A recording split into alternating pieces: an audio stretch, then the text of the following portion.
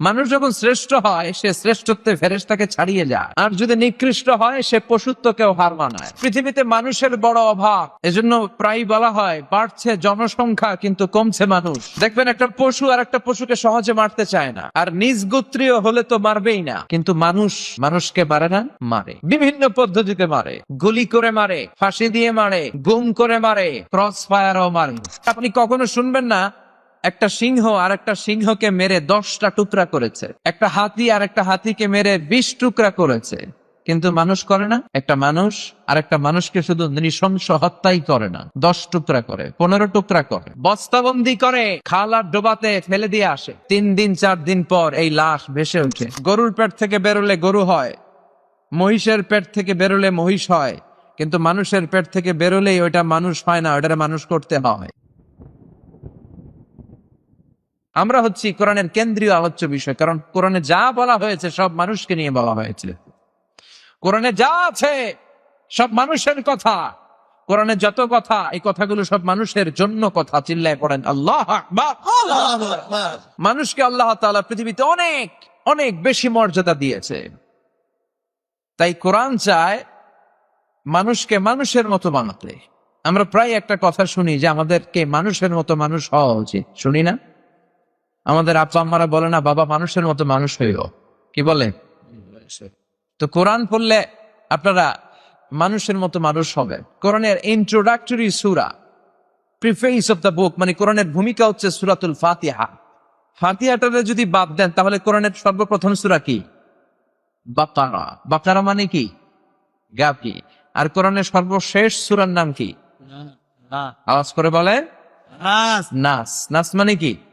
মানুষ। শুরু করলেন বাকারা দিয়ে, মানে পশু দিয়ে, শেষ করলেন মানুষ দিয়ে। এর মানে হচ্ছে আল্লাহ বুঝাতে চাইলেন 30 পারার এই কোরআন যদি পড়ো, পশুত্বের যে প্রবৃত্তি তোমার আছে এটা ডিলিট হয়ে তুমি মানুষের মতো মানুষ হয়ে বেরোবা। এজন্য কোরআন এসেছে আমাদেরকে মানুষের মতো মানুষ বানাতে। আমরা মানুষের মতো মানুষ হতে চাই, চিল্লায় বলেন ঠিক কিনা? কিন্তু পৃথিবীতে মানুষের বড় অভাব, এজন্য প্রায় বলা হয় বাড়ছে জনসংখ্যা কিন্তু কমছে মানুষ। এই কথাগুলো আমরা প্রায় শুনি না? বাড়ছে জনসংখ্যা, কমছে মানুষ। তার মানে চোখে আমরা যা দেখি এগুলো মানুষ না। অনেকে বলে হুজুর কি বলেন, পৃথিবীতে মানুষ নাই? পৃথিবীতে তো মানুষ আছে প্রায় 700 কোটি। না, এগুলো মানুষ না, এগুলো জনসংখ্যা। এগুলো কি? জনসংখ্যা। মানুষ হওয়া এত সহজ নয়, মানুষ হওয়া অনেক কঠিন। কারণ ছাগলের পেট থেকে কিছু বেরোলে ওইটা ছাগল হয়, গরুর পেট থেকে বেরোলে গরু হয়, মহিষের পেট থেকে বেরোলে মহিষ হয়, কিন্তু মানুষের পেট থেকে বেরোলেই ওইটা মানুষ হয় না, ওইটার মানুষ করতে হয়, ওইটার মানুষ বানাতে হয়। আবার গরুকে কেউ কোনোদিন বলে না তুই গরুর মতো গরু হ। মানুষকে আল্লাহ এত মর্যাদা দিয়েছে, মানুষ যদি শ্রেষ্ঠ হয় তাহলে সে শ্রেষ্ঠত্বে ফেরেশতাকে ছাড়িয়ে যায়, আবার মানুষ যদি নিকৃষ্ট হয় তাহলে সে পশুত্বকেও হার মানায়।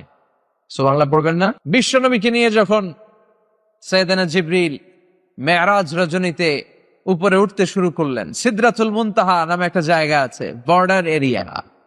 এতটুকু এসে সাইয়েদনা জিবরাইল বললেন, ইয়া রাসূলুল্লাহ, এর উপরে আর আমার যাওয়ার সুযোগ নাই। সাইয়েদনা জিবরাইলকে আল্লাহ তাআলা 600 পাখা দিয়েছেন।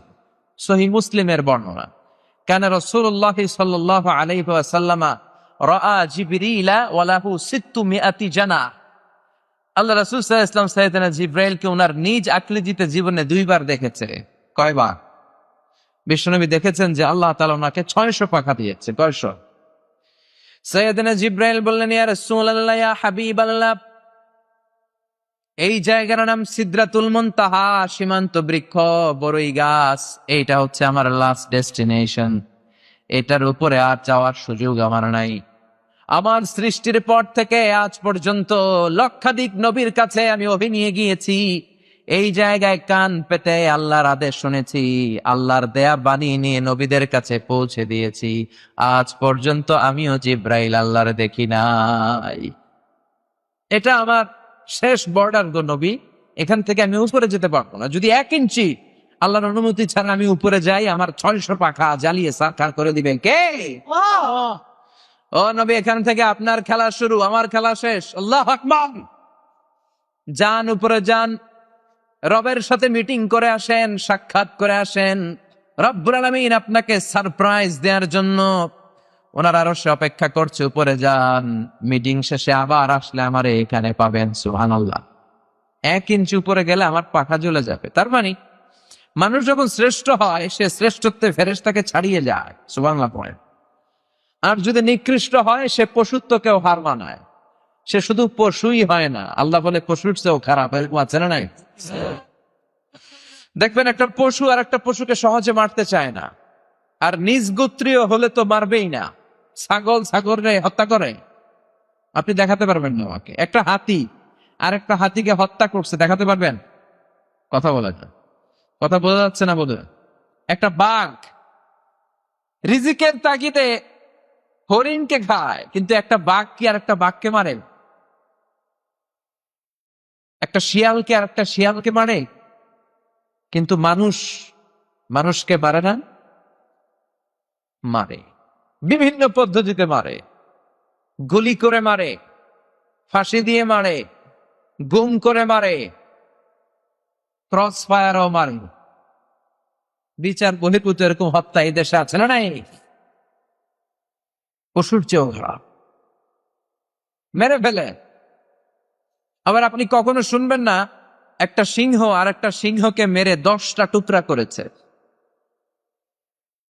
একটা হাতি আর একটা হাতিকে মেরে 20 টুকরা করেছে, কিন্তু মানুষ করে না।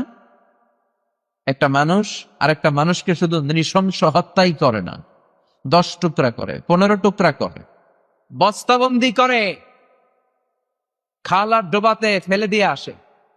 3 দিন 4 দিন পর এই লাশ ভেসে ওঠে, মোটা লাশ।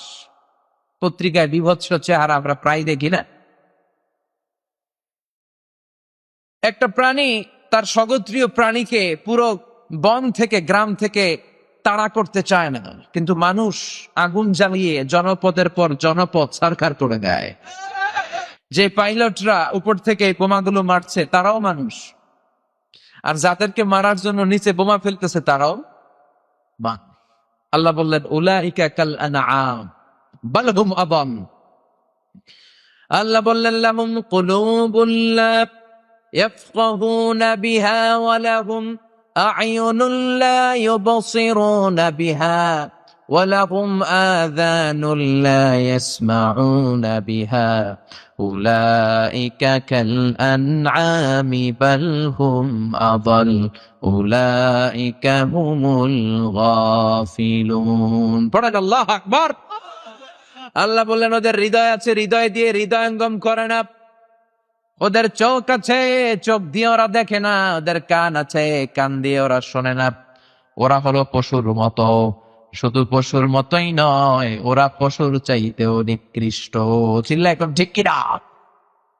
তার মানে মানুষ খারাপ হলে মানুষের চেয়ে খারাপ কেউ হয় না।